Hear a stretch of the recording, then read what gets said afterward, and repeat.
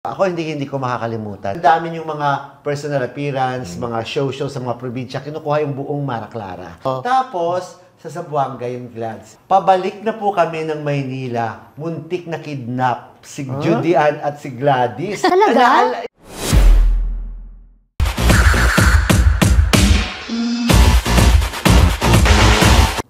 We're approaching the new year dito lang sa Troy Katok! Nagsasabing, Katok mga Pepsters! Marami tayong updates sa first day ng Metro Manila Film Festival. Yung Christmas Day nagbukas. Yes, at pati ang mga artista kasabay natin sa pag-iikot din sa mga sinehan. Sa first day talaga, pinili ko yung pelikulang papanoorin ko na magbabayad ako kasi hindi natin magagamit ang season pass. So which were? Siyempre, ang My Future You, alang-alang kay Mother Lily. Magaling. Okay. At of course, ang Espantaho, alang-alang of course, kay Lorna, kay Judy Ann, at saka kay Ate B. Ay, topak naman ang pamaskong handog ko sa akin. Oo, nagpakatopak din tayo. Nagpakatopak din talaga tayo. Ako naman umattend ng screening ni Juday for Espantaho. And then, ako gusto ko talagang supportahan yung dalawang underdogs na sabi na seryoso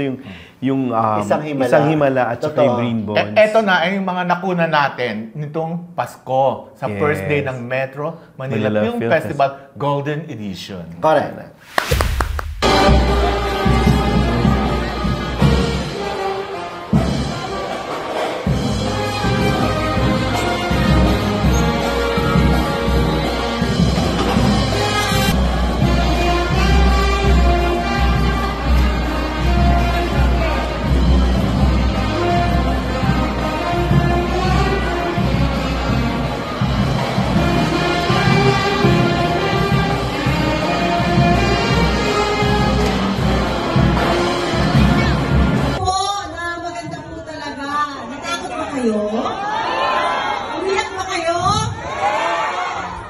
Maraming salamat.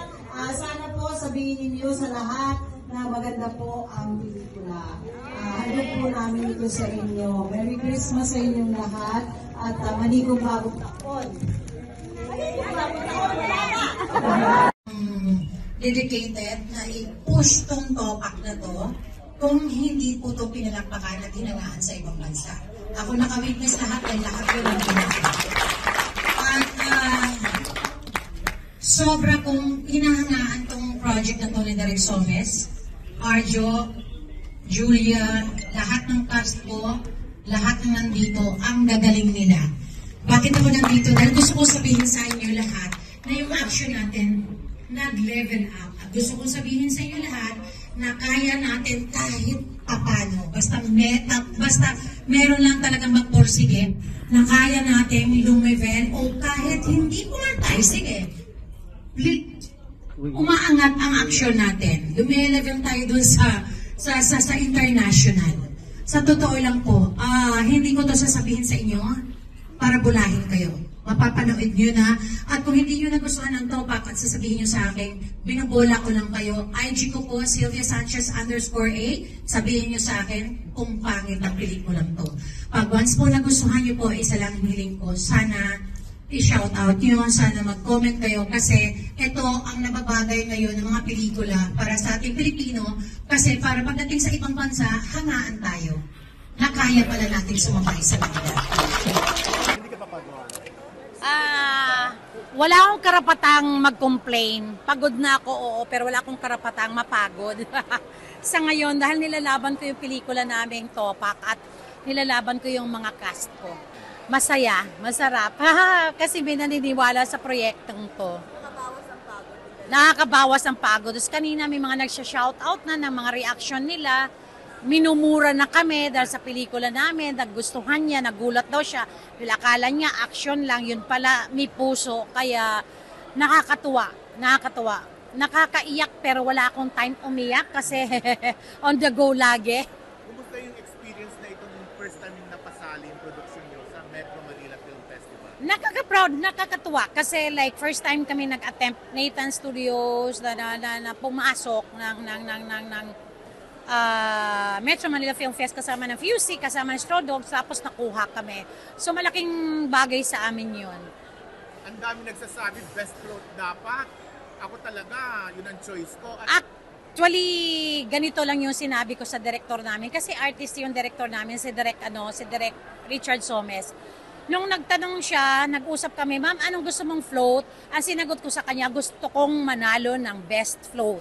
Yun talaga yung una kong pinangarap. Alam ni Ron yun, gusto kong manalo. And pahinging dalawang design. Nagbigay naman siyang dalawang design dahil ano nga siya, director nga siya, artist siya.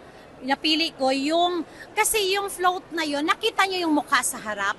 Yun yung, si Arjo yun, mukha ni Arjo yun, na reaction niya doon sa present time na na-trigger yung PTSD niya. Yung nagwala na siya. Yun yung eksaktong reaction na makikita niyo mamaya, abangan niyo.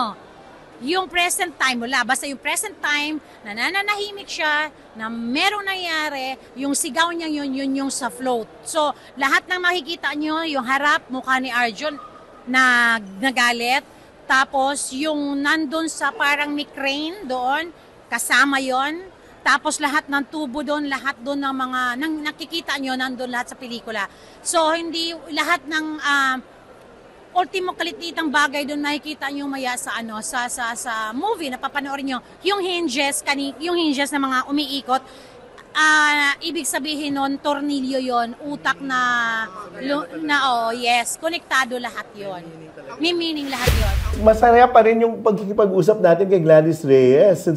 Ibang klaseng pasabog. Pasabog galore. Kulang talaga isang episode kay Gladys, di ba? Kaya may part 2 po kami. Marami pa ho siya mga pasabog. At sa paputo. susunod na chikahan kay Gladys Reyes. Heto po. Kumusta naman yung pagkikita niyo muli ni Julian Santos? Ang daming natuwa doon sa Grand Media Con. Kayong superstar. OG Mara Clara. Kaya nga, biglang naging yun tuloy ang center ng MediaCon ng MMFF. Totoo naman. Which is nagpapasalamat ako. Tapos natuwa nga kasi kahabol si Kuya Gorgie. Fresh from abroad pa, di ba? At alam mo, hindi ko kasi na-expect, mag-aabot kami. Hindi ko alam na lahat, di ba, all pa, gano'n. Pero nung sa taas pa lang, nung kanya-kanyang dressing room, di ba, Kuya, hinahanap ko na siya. Pagkataon, pagdating ko, pinababa na. So, hindi na kami sabi ko, wala, hindi kami magkikita today. Ganyan. Hindi pwede. So, syempre, nung maya-maya, kayo na po, ganyan. Kasi parang sunod-sunod. Nauna yata Espantaho pinaakyat, bago And the Breadwinner is. So, nung narinig ko, si Francine Diaz ang nasa harapan ko kasi nagbibigay galang. So, ganyan. Nagbibigay pugay naman, nagkikiss. Bigla, Gladys Reyes! Gladys Reyes! So, natatakpan niya ni Francine. So, hindi ko nakita agad si Juday. So, ano ba yan? Sabi ko, Diyos ko naman, Judy, Sabi, tapos nakakatuwa lang kasi very supportive yung nasa paligid namin na may kumakantang Mara Clara, si Ate Uge, diba? Si Maylin Dizon pala nandun sa gilid kasi nakapokus na kami ni Judy sa isa na sabi, may kumakalabit sa akin, saan ba talaga yung diary? Tapos ang dami palang mga kumuha.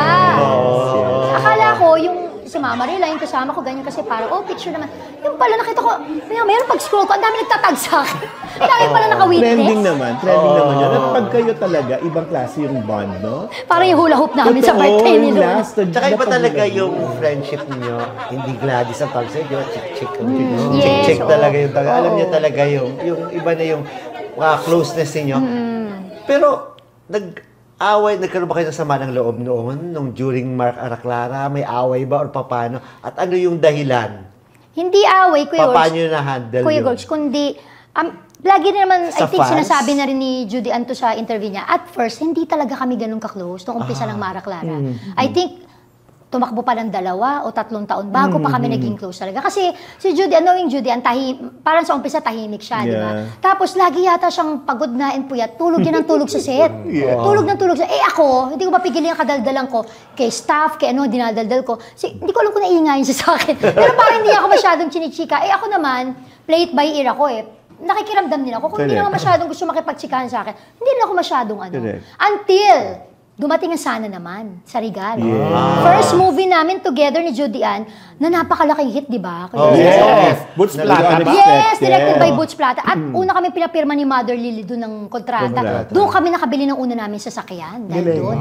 Na akala ng mga tao, ito yung Mara Clara the movie. Actually, that time, feeling ko ina-underestimate din na Kaya hindi kami inopera ng pelikula eh. First, si Mother Lily sumugal sa amin. Yes. Eh grabe, yun talagang premiere night na nakakakilabot kasi hindi makadaan talaga hindi makahulugang karayom yung Cebu, Mega Mall, lahat talaga. Tapos po, after the workshop na ginawa namin sa Sana naman, doon kami naging close ni Judy Ann. Naging close talaga kayo. Ako hindi ko makakalimutan. Ang dami yung mga personal appearance, mga show sa mga probinsya, kinukuha yung buong Mara Clara. Yes. Hindi ko alam, Glads, kung maalala mo pa yan. Sumama kami, naalala ko lang sa buong cast si Juan Rodrigo. Okay, si Tito JR. Andun pa yun, iba pang Palaging mga cast inuubo. doon. Oo. Tita Susan. Tita Susan sa Africa. Huwag yung commercial siya dahil dyan. Tapos, sa Zamboanga yung Glads. Hindi ko alam kung okay, maalala okay. mo. Naalala ko, Sa yes. Zamboanga tayo, di ba? Pabalik na po kami ng Maynila. Muntik na kidnap si Judy Ann at si Gladys. Naalala mo yun? Yun ang hindi ko na maalala. Talaga? Hindi, Glads, naalala mo yun kasi nawala yung takot, na pumas yung takot mo pagdating na natin ng airport. Heto po yung nangyari. Pinapasakay na kami lahat pabalik na ng airport. Nakapila na doon yung mga sasakyan. Yung kami, kasi si Nailolit, si Tito Alfie, at iba pang mga ay sumakay na kami doon sa van. Si Judy Ann, si Gladys, sakay na, may kotse na kayong papasakayin sa inyo. Mali yung kotse. Sinakyan? Sa inyo. Zamboanga? Tapos, sa Zamboanga, tapos, Ay, diba? yung, maalala mo na yun, pagsakay ninyo, sabi mo, naalala mo pa, parang nakainom pa yung isang Yung katabi. driver. Oo. Yun. Tapos, nag-comment pa raw na parang ang kinis mo pala. Ayan. Oo. Tapos, yung producer nung nagtataka, nag-invite sa atin doon, yung producer, hinarang yung sasakyan nyo. Hinarang sa kotse kasi sa gitna ng kalsada kasi hinahanap nila si John Saglas, iba pala ang sasakyan na Oh my God. kalaban pala nila sa politika yun, pinsan. Oh my gosh! Pinsan. Tapos pagdating na nang naharang, so naisakay kayo uli sa isang sasakyan. Tapos pagdating sa airport, tanda ko yun, doon ka umiyak. Doon ka, hindi mo maalala? Alam mo, Kuya George, 4 na yung anak ko, si anesthesia kong dami. Pero ang galing mo, yung detalye, Hindi kasi buhay ang yun, nakataya. At saka yun nga yung balita na na muntik na kayong ang pagkakaintindi nila, baka kikidnapping kayo or what. Pero pinsan niya, kalaban pala niya sa politika yun. Grabe. Kasi tawa na kami. Parang delayed Parang adventure pa sa atin yun. Oo. Tapos naiyak na. pero pagdating dun sa airport, tahimik ka na. Tapos doon ka na umiyak kasi doon ka na nakaramdam ng takot kasi dalawa lang kayo ni Juday, parang wala kasama. Tapos iba hindi nyo nakilala yung kasama. Tsaka, so akala namin... alam mo, sa totoong buhay talaga, kasi alam nila si Judy Ann, di ba, madaling umiyak, di ba, iyak nila. Sa totoong buhay po, mas iyakin ako sa kanya. Mas strong, kahit pag naalala ko, yung, kasama ba kayo ng Kuya George, I'm Sorry My Love, with Juan Mig Bondok. Nag-premiere kami sa may Guam. Pero nahihirapan din humiyak si Juan. Hindi naman sa pag-arte. Hindi sa Guam. Kami doon. Nanood kami sine. Armageddon yata yung pinanood namin. Iyak na iyak ako. Pagtingin ko kay Judy Ann, parang wala lang. So, feeling ko parang, talagang pinagkakakitaan niya lang yung luha niya. Sa totoong buhay, parang Pero ang dami niyo ng pinagsamahan at ang lalim ng pinagsamahan niyo. ang lakas talaga noon. That's with Judy Ann. Pero paano mo na-navigate na maging close din kay Claudine? Kasi nga, ang tagal namin magkasama saan ka man naroroon. Actually, pinapalabas pa yan hanggang sa mga jeepney channel. So, can you compare that kind of friendship naman with Claudine? Kasi, With syempre, that of si Judy Judy Ann. Ann, yung consistency ng friendship namin, imagine mo, from 1994 na yata, di ba? Kasi hindi kami unang-una up to the present, di ba? So, yung consistent friendship. Tapos with Claudine naman, kasi mas late kami ni Claudine, I think year 2000. Kasi yun yung balik ko from Angelo Bobby na nagkokontrabida ako sa GMA. After na ikaw na sana, umalis ako, Mara Clara, umalis Ikaw ako yung consistent kontrabida nilang lahat. Consistent kontrabida ng mga, di ba, Reyna ng 90s. Diba, so, si Julie na lang ang hindi ko nakasama actually sa movie.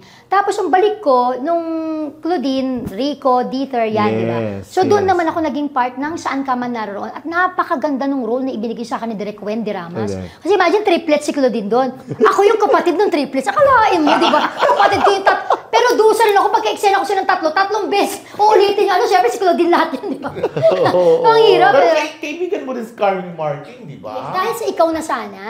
So sila ni Angelo, doon ko naging kaibigan sa ikaw Pero mas na sana. pinaka-close mo talaga na Carmi, no? At saka si Angelo. Kasi si Carmi parang ate-ate ko, okay? So, correct. pero kung ang pag-uusapan, yung para bang timeline, syempre una ko naging kaibigan si Judy Ann, tapos si Angelo and Carmi, tapos Claudine. Yun. Okay. Tapos, yung ang maganda naman kay Claudine, well, si Juday, syempre, din, maalaga. Si Claudine naman, talagang pag magkatrabaho kayo, o magkasama kayo, o naging kaibigan kanya, talagang kahit na halimbawa, ikaw yung may meron kang halimbawa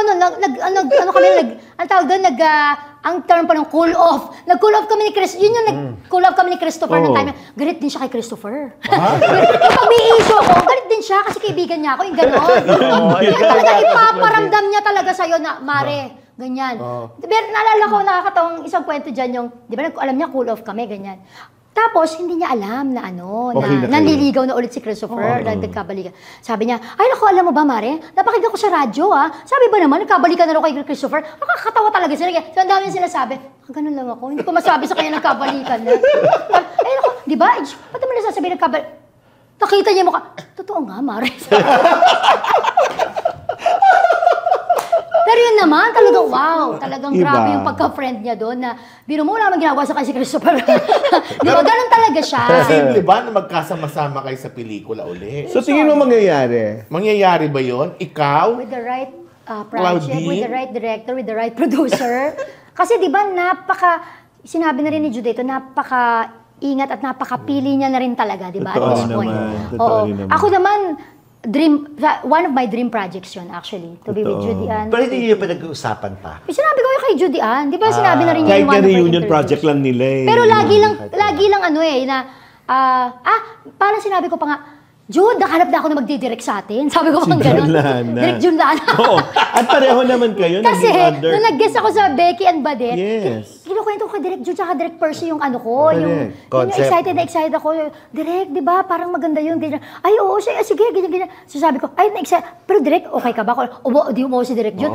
Binilita ako kagad kay Judy Ann. Ganyan. So, syempre, love na love niya si Direct Junlana. Yes. And who knows? Alam mo, you'll never know. Pwede naman siguro magkatotoo yun. Totoo. May malalaglag sa casting? Sana naman wala. Sana naman sa alang-alang na lang nila ako. Ako common denominator nilang lahat. Correct. Kung niya yung nabigyan ka ng regalo dun sa apat, ano pwede mong regalo kay Angelo ngayon? Wait. Si Angelo. Masaya yan ngayon din. Siguro damit na modern Filipiniana. Kasi lagi nag-a-attend, di ba? Yes. Kasi Hale. Para sa panunumpa na rin niya. Advance pa. Kay Claudine. Malay mo, di ba? Kay Claudine, si Claudine kasi, parang si Claudine mahilig magluto. So parang feeling ko yung mga seasoning sa pagluluto. Kasi bukod, di ba si Judy mahilig din. Pero kasi naabutan ko yung time ni Claudine na sila pa ni Rico, may niluluto yun sa amin yung dulong na pasta. Yes. Yun, ang sarap-sarap niya magluto nun. So ganun siguro, mga seasonings ng ganyan. Si Juday? Si Juday naman, because she loves spending time with her Masarap din siya family. Hindi, magluto. given na kasi na chef siya, na nagluluto siya. Sa akin naman siguro, yung talagang, kung mayaman lang ako yung another engranding vacation with her family. Totoo eh. Because she deserves it.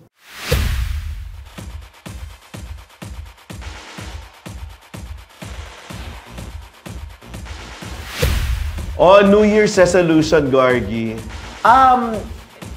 Sabi nila, dapat magpapapayat na talaga, di ba? Good health na lang. Good health din naman talaga. Pero ako Okay. wish na lang din na sana talaga po ay mag-subscribe pa kayo.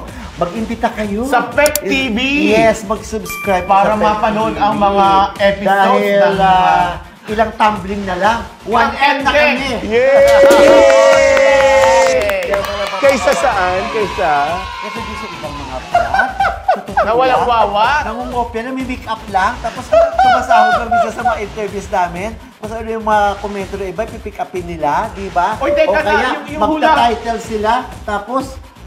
sila, tapos ang laban, wala namang wawa. Yung Yung hula interview. ho, napasabog mo, pumutok na ba? sa birthday doon siya sasabihin sana, birthday ko pa raw. Alam mo naman, kasi naman daw may pinagdadaanan daw si aktor. Yung aktor. Kaya naman natin, baka Okay. naman maboy. Pero grabe yung Sana kotse, maganda ang kinamimigay, pasok ng kanyang bagong taon. Sana, oo. Masagana. At ako, wish ko lang din, congratulations talaga sa lahat ng mga pelikulang kumita, sa mga producers na patuloy po sa paggagawa ng pelikula at kumikita pa rin naman sila. Sana mabigyan din po ng pansin ng mga maliliit na producers. Galing. Talaga na Totoo naman. namumuhunan din pero wala silang power para makakuha ng maraming sinihan dahil nabibigay sa mas powerful na Aray mga ko! producers. Di ho ba? Sana bigyan din po natin ng pansin. At Maging bigyan mas ng puwang powerful pa sana ang ang mga bagong maliliit. taon. Okay, maraming salamat. Happy New Year! Dito lang po sa Troy Katok! Nagsasabing Katok mga